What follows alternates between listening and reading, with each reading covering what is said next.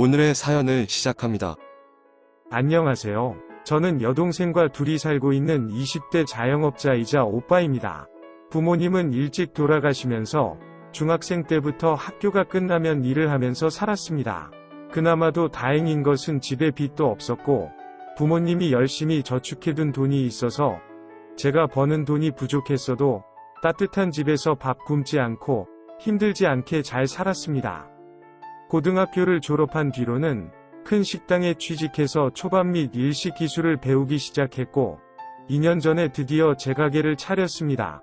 오픈한 지 얼마 안 된 초밥 가게라서 큰 매출과 수익이 있지는 않았지만 동생에게 학원이나 과외를 보내줄 정도로 조금씩 여유가 생기기 시작했습니다.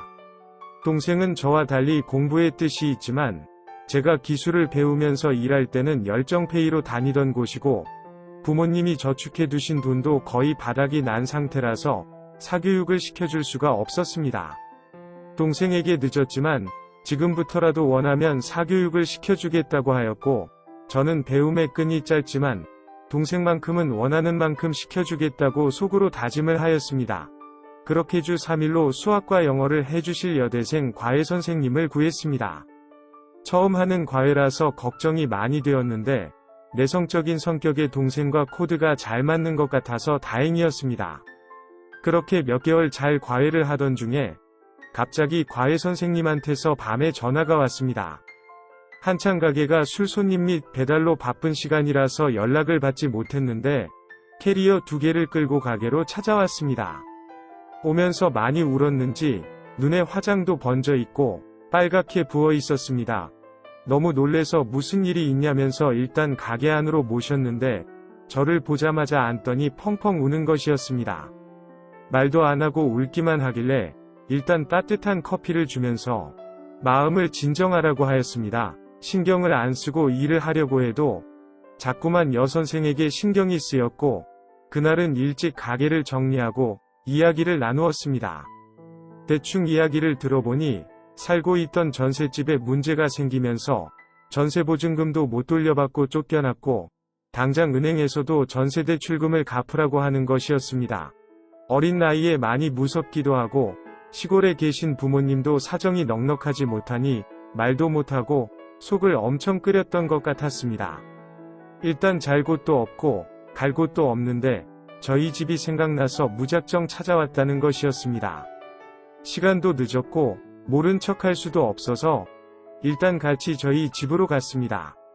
당분간만 신세를 지겠다면서 최대한 빨리 방을 구해서 나가겠다고는 하였지만 상황이 그렇지 못하다는 것을 알았기에 빈 방을 내어주었습니다.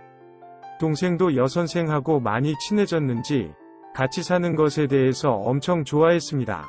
그날 이후로 아침 준비도 대신 해주시고 간간히 청소와 빨래도 해주니 저도 편하고 좋았습니다. 하지만 집에 혼자 있는 시간이 없어지면서 불편한 점이 생기기 시작했습니다.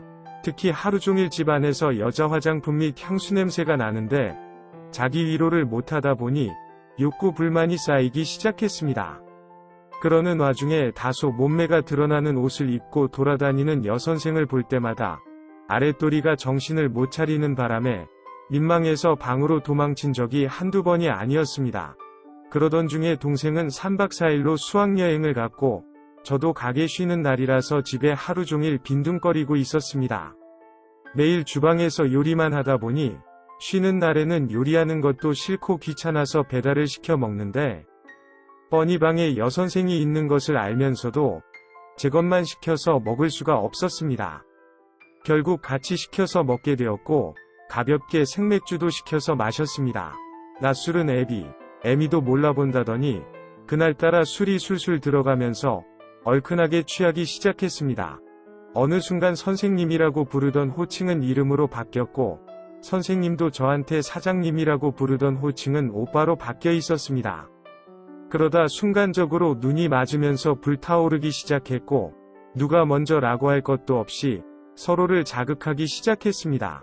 한바탕 소동이 벌어진 이후에는 같이 낮잠을 잤습니다. 자고 일어나니 어색할 줄 알았는데 예상과 달리 어색한 것도 없고 더 편한 사이가 되어 있었습니다.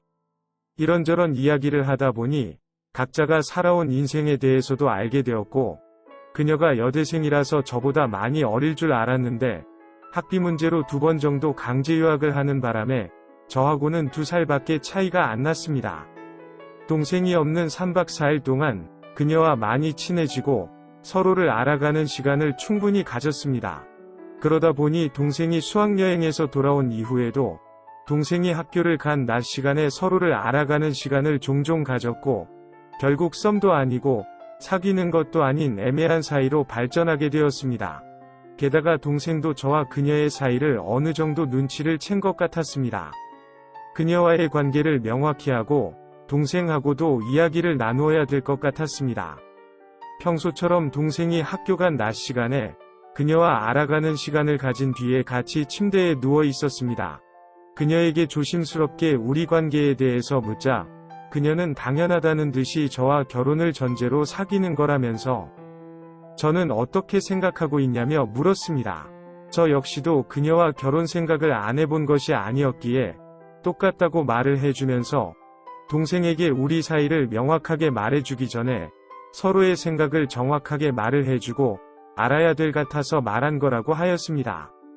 그랬더니 잠깐만 기다리라면서 자기 방에 다녀왔습니다. 혼자서 고민을 많이 했다면서 애기 초음파 사진을 보여주는 것이었습니다. 제 아이라면서 결혼을 약속한 것도 아니고 명쾌하게 고백을 받아서 사귀는 사이도 아니고 게다가 아직 자기는 대학생이고 해서 조용히 혼자서 해결하려고 했는데 결혼까지 생각하고 있는 사이라고 하니까 자기 혼자서 결정할 문제가 아닌 것 같다면서 어떻게 했으면 좋겠냐고 물었습니다. 갑자기 알게 된 아기 소식에 당황해서 한참 동안 아무 말도 생각나지 않았습니다.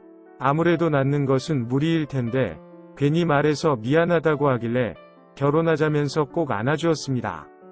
그리고 그날은 가게 문도 닫고 하루 종일 그녀와 많은 이야기를 나누면서 행복한 시간을 보냈습니다.